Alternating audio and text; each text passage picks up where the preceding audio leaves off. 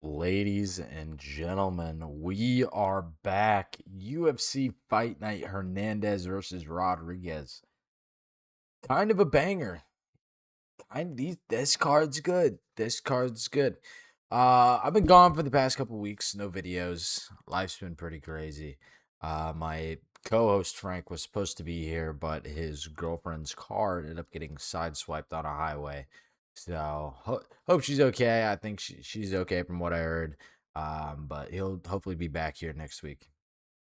But besides the point, last week got both of the title fights correct. However, I had Mackenzie Dern via decision, and then I took Islam Makhachev via late submission. I had it in a decision in my scripted MMA on my picks, and then I switched it. I switched it to submission in the fourth. I thought I'd be able to get it. He didn't get it. But that's besides the point. And then the week before that, we had I actually placed top 50th out of I think 12,000 that night, which was pretty fun on the Scripted MMA website. Not Scripted MMA website, the Verdict MMA picks app. I had Quillen Salkid via submission, but besides the point, we're here. Hernandez versus Rodriguez. Fun card, man. I'm excited for this one. I will be watching the whole thing. In terms of prelims to watch, there really isn't anything too crazy in the early prelims. If you want a fairly close matchup, I think Gage Young versus this Stan Neville, or however you say it, forgive me. I think this will be a fun matchup. We got Jesus Christ versus Jesus, or White Jesus Christ versus White Jesus Christ. Interesting matchup to say the least. And then Chanel Dyer's just going to walk over Elise Reed. Hate to say it. And then Marcio Barbosa coming in at minus 800 favorite. Seems a little much, but it's for a good reason. Dude's an absolute marauder. Little featherweight action here in the prelims. That should be fun. This Chris Padilla versus Nazrat Hakparast. I'm going to get that right eventually. This is a close one. I don't really. It's going to be close. I think you want to stay away from this in terms of any betting. But I could see Hack Paras getting this one done. I think there's a reason it's a pretty close line. I mean, Chris Padilla is kind of a dog, man. These guys are both ready to scrap it out. So it's up to you guys. I'm staying away from this one, but this one should be fun. The Blob. Shamil Ghaziev's back versus Katie Nejukwu. I think I spelled that or pronounced that right. Probably not. This would be a nice little blob matchup. I'm gonna be honest. I love Shamil Gaziev. I don't think he's getting out past the second round. I think Kennedy Njoku just rocks his shit hard. I mean, you can only blob so hard in heavyweight before you get finished. I think Shamil gets tired after the first, and then we see Kennedy get the finish in the second. And then Larion Douglas versus Jamal Emmers. Another little featherweight bout. You know, Larion Douglas, I think he gets it done. I think he gets a little second round knockout. I don't really have too much to say. A lot of these guys are people you haven't really heard of, which is perfectly fine. I mean, get new exposure. Then this one's a little odd to me. Anthony Wayne. Jesus Christ. Dude's built like a brick shit house, a little heavyweight bout. Anthony Wynn is a minus 900 favorite for a reason. He's going to get the first round knockout against Terrence Chapman, and then we're just going to move on with our day. At least that's what we're going to have to do. I'm not going to take too much time breaking this down.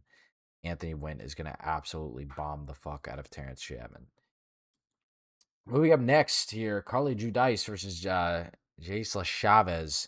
Carli Judice, pretty solid, man. I mean, women's flyweight, it's not the most electric thing in the world, but I do like Carli Judice. Gisela Chavez, I don't really have too much to say. But that win over Juliana Miller that Carli Judice had is aged pretty well as a decision. I think Carli Judice gets this done via decision or maybe a late finish. It's kind of hard to say, but I'm definitely more comfortable taking Carli Judice via decision against Gisela Chavez. Chavez, I don't really have too much to talk about. I don't really have a whole lot of notes on her. This is her third appearance. coming off of two. I mean, she has two split decision wins in the UFC. I don't really think she has against someone like Carli Judice. I think she's going to struggle in terms of the output that's required to get the decision win that she's looking for. I think it'll just be an output issue. So yeah, give me Carli Judice via decision. Moving on here. Oof, banger, dude. Mason Jones, man. Mason Jones, absolute dog. Coming in versus Medeiros here, Markel Medeiros. This is going to be a fun one. I am very, very, very excited for this. These are two very scrappy guys. Medeiros coming off a draw though against Chris Padilla is kind of weird. If you look at his record in the UFC, he's currently 4-0-1 with a draw.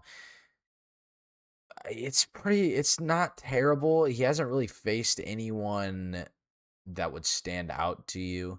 I think Mason Jones already has a little bit of a better resume with that win over Axel Sola, and I think Mason Jones is going to put the pressure on that is necessary to win. This guy is not afraid to scrap and throw down.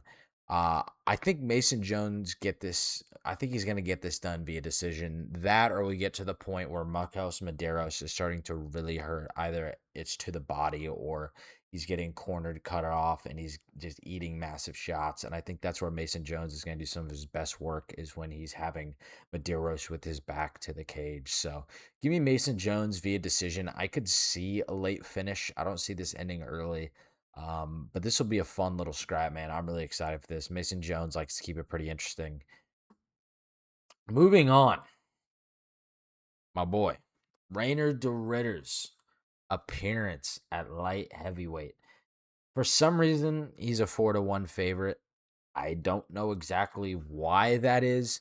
I don't think Roman Dolidze is necessarily a can, but he's a guy that they give some of these people that they expect to be stars a little easy. You know, they give him this matchup.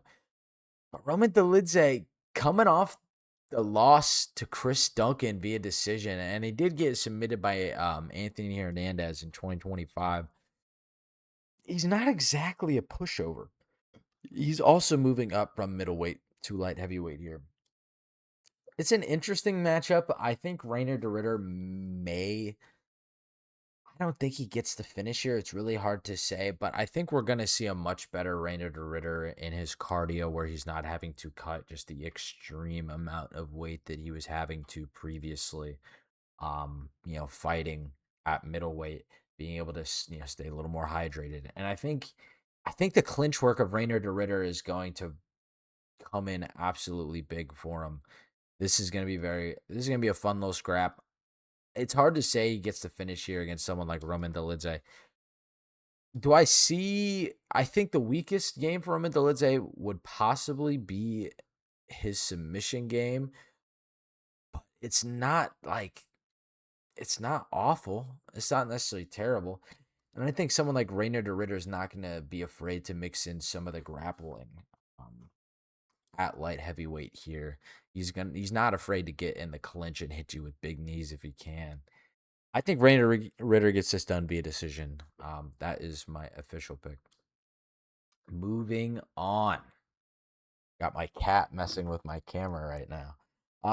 Serghei Spivac versus Vitor Petrino. This one's hard for me to say exactly. Serghei Spivac is not a pushover. We know this. Coming off of winning against Ante Delajah via decision. Previously lost to Cortez Acosta before that, which isn't aging terribly. Cortez Acosta is definitely someone who's starting to take bigger steps up in competition. But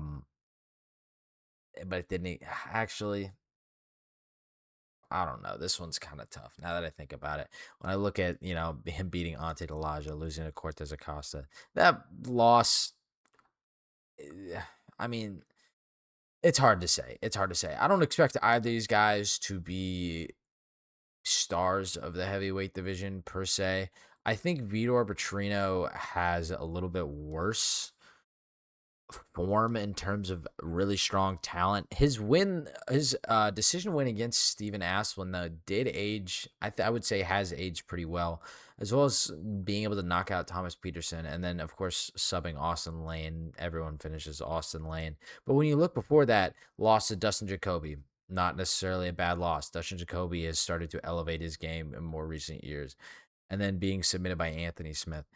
When I look at this, I'm starting to see someone like Serghei Spivac, who is.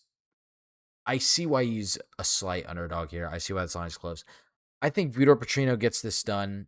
I think he gets it done either via decision, where we're going to see a lot of clinch work, or Serghei Spivac starts to just push the pace a little bit.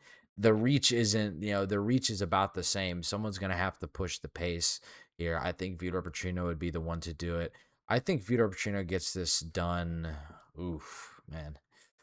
It's hard to say. Let me see what I was cooking up in the lab earlier. Let me see exactly what I put down, because I can't remember off the top of my head. I've got all my picks already submitted. I think Vitor Petrino gets this done with a late finish in the third round. I could see this coming in the second early. It just depends on how much pressure he's putting on. But I think Vitor Petrino is a little more athletic. And I don't think Serghei Spivac has really proven anything to me recently. So give me Vitor Petrino via finish, knockout, either second or late in the third. Finally, moving on to the main event, man. I picked against Anthony Hernandez. I picked against him once already this year. Whenever he was like a minus 300 or something favorite against Sean Strickland, absolutely ridiculous, faded. And now he's being put against someone like Gregory Rodrigues. And this leaves me in a precarious situation, because we know that Anthony Hernandez is soft to the body. That's what every single person is going to tell you. No one's going to tell you otherwise. This is the biggest weakness against someone like Gregory Rodrigues, who is throwing absolute bombs. He is throwing absolute bombs. However, I think someone like Gregory Rodrigues, he's a little bit chinny. He's a little bit chinny. And I think the power in his hands is very good. He's also, his jiu-jitsu game is also fairly solid. I think he was a world champion. Let me look this up actually before I start talking out of my ass. Give me 1 second here. Let's see here. Yeah, he was a jiu-jitsu champion. Has a black belt under Henrique Machado, and he is an 8-time national BJJ champion, a Brazilian Jiu-Jitsu world champion. But that was when he started training when he was 8 years old. Yeah, this one, it's hard to say. It's hard to say how good his jiu-jitsu is, because he hasn't really had to use it. He's coming off of, let's see, in the past, since, let's go all the way from his debut in the UFC in 2021. He has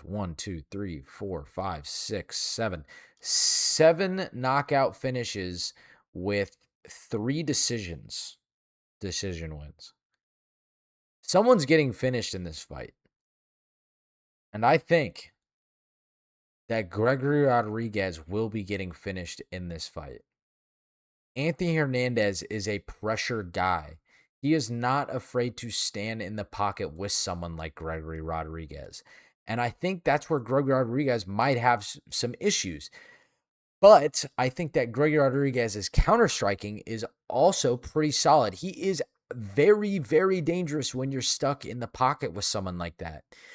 But someone like Hernandez isn't afraid to be there. His head movement, he will be moving his head. He will be ducking around. And at the end of it, he won't be afraid to try and take you down or grapple you or try to submit you. He is not afraid of these situations, man. Anthony Hernandez is a pressure fighter. And I think that Gregory Rodrigues will have issues with that. Now, do I think Gregory Rodrigues will try to find... Well, I think Anthony Hernandez will try to find the distance for the first round or two. I think this is going to take a little bit of time as Anthony starts to settle into the fight and find out where he's comfortable at. I mean, their reach is exactly the same. Gregory Rodrigues coming in a little bit higher. But one issue with Gregory Rodrigues is that he keeps his chin up very, very high. He does not hide it very well. And I don't think that that's going to be an issue for someone like Anthony Hernandez, who will take advantage of someone who is keeping their head that high. How do I think he gets this done? Part of me wants to say submission, but I don't think he's going to be looking for that. I don't think he's going to have to look for that, is what I'm saying. I think Anthony Hernandez will be able to stun Rodrigues in one of these pocket exchanges in the third or fourth round, or at least up against the clinch somewhere where he's kind of smothering Rodrigues against the cage. I think Hernandez is going to get a knockout either late in the third or early in the fourth. I don't think he's going to struggle with some of these as he gets into the fourth and the fifth round. I think that's where he's really going to start to shine against someone like a Rodrigues. It's a tough one, man. It makes me nervous. It makes me a little nervous. Could Rodrigues? It makes me a little nervous. Rodrigues has some pretty nice leg kicks. I think he'll probably utilize that to the body, kind of soften Hernandez up, and that's where Hernandez has to start to work to close that distance. So it's just how ready is he, willing to close this distance between him and Rodrigues. And I don't think he's afraid to do so. And I think he wants to put him out, man. Anthony Hernandez is the real deal. It just so happened they ran into Sean Strickland, who has shown us that he is better. I picked, give me Hernandez, man, via knockout in the fourth round. That's what I'm going with. Yeah, man, I'm excited for this one. Let's recap all my picks in the app super quickly. We'll get all of these handled. So first, we have Anthony Hernandez with a fourth round knockout. We got Petrino with a knockout in the second round. We have Reinier de Ridder getting a decision win. Mason Jones decision win. Carli Judice, I'm going to move this over to decision, but I do think she could get the knockout finish in the third round. Moving on to the prelims, we have Douglas getting the second round finish against Jamal Emmers. I've got Njoku getting the knockout in the second round. I got Padilla via decision, and that one's going to be a sneaky pick, man. We'll see how well that ages. Barbosa with the knockout. I'm going to say I put it in the third. I'm going to move it up to the first round. We got Gage Young getting the decision win against Stan Dorsonville, however you pronounce it. We have Jackson McVeigh getting a decision win. We got Chanel Dyer getting the first round knockout. And then we have Wint getting the first round knockout. So I think they're going to kind of catapult us into this card, and then we'll settle down a little bit. And then we're going to be able to see some really fun matchups. But this is a good fight night, man. I'm really looking forward to this. I hope our boy Fluffy gets it done for my sake. I need to keep my streak alive. I've been predicting main events very, very well. Kind of after the first third of the year, there in the January, February, March. I wasn't doing my best work, but been locking in. Things are good. In terms of bets, I think Hernandez via knockout is a pretty good one. And then I think Mason Jones via decision is a pretty solid one. And then just taking outright Petrino. I haven't built my card out yet. One of the locks of last week was I tweeted this out asking why Mackenzie Dern 2+ takedowns was at plus 100. That made 0 sense. There's little lines that you can find in these sports books. You just have to really look. A lot of people, trust me, you can find these lines.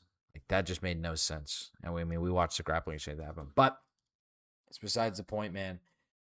This is going to be a fun one. I'm looking forward to this. I think I need to build out the 6-legger for 6-legger Saturday. Let's go ahead and do that now while I have you guys on the video super quick. Go ahead and get this put together real quick. So, for the 6-legger Saturday, we're going to start with Gage Young. 1 second here. So we're getting Gage Young. From here, we get Njoku. One of these days, I'm going to pronounce that right, man. It's going to take me a little bit, but I'll get there. Then we're going to add, oh, goodness. We're going to add Mason Jones onto this one. Then we're going to take Reinier de Ridder via decision. That's probably the one that ruins this whole thing, honestly. We're going to take Anthony Hernandez money line. And then we're going to take Douglas outright, leaving us with a 36x on our money. That is the 6-legger for 6-legger Saturday. I'm going to go ahead and put I don't put a lot of money on this one. I would recommend just putting like a quarter unit on this one is what I would recommend. So we're putting it down, submitting it now. And that's it, guys. That's all we got. Thanks so much for tuning in. I appreciate it. Like, subscribe, comment. I greatly appreciate it. And we will see you in the next video.